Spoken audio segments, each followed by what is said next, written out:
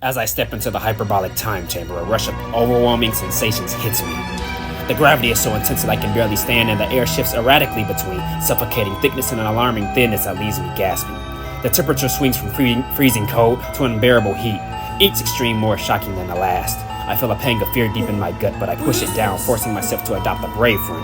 My father never showed fear, and I can't either if I want to follow in his footsteps. My muscles scream and protest with every step. The gravity feels like it's crushing my bones, but I grit my teeth and push forward. The memory of my father's unwavering determination fuels me.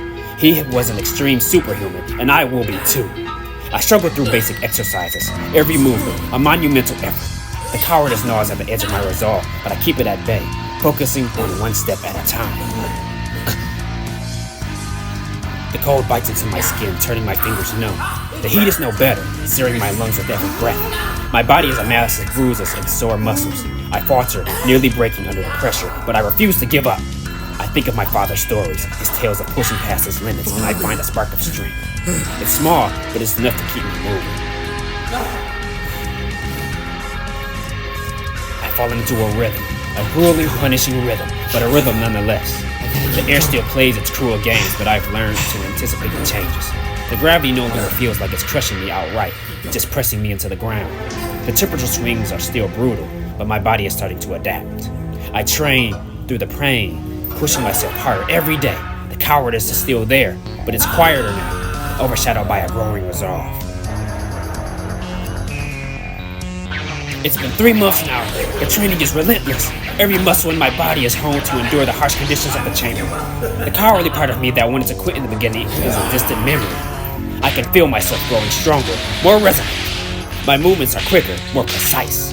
The air and the gravity no longer seem like enemies, but challenges to overcome. My father's legacy is no longer an impossible dream, but a goal within reach. It's been 6 months now, the halfway point. I look at myself in the reflective surface of the chamber walls and barely recognize the person staring back. The fear that once haunted my eyes is gone, replaced by a steely determination. I push my body to the brink and beyond, and it's responded by becoming tougher and stronger. The extreme conditions of the chamber are a constant reminder of my purpose.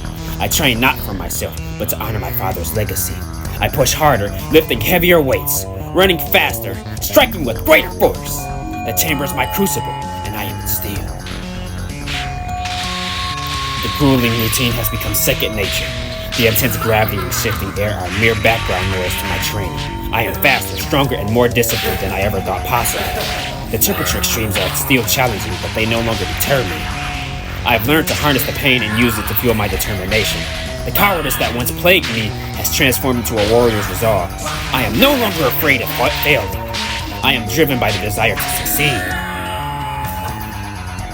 I can't believe it. It's been a whole year now. The final stretch. My body is a well-oiled machine, capable of feats I never imagined. The air, the gravity, the temperature, they are all part of my training now, integral to my growth. I feel the spirit of my father guiding me, pushing me to reach the pinnacle of my potential. The bravery I once feigned is now genuine, forged in the fires of this relentless training. I am no longer the cowardly person who entered this chamber a year ago. I am a true warrior ready to face any challenge and to honor my father's legacy, and to carve out my own path as an extreme superhuman. The hyperbolic time chamber has tested me, broken me down, and rebuilt me into something greater. As I step out, I know I am ready for whatever's to come.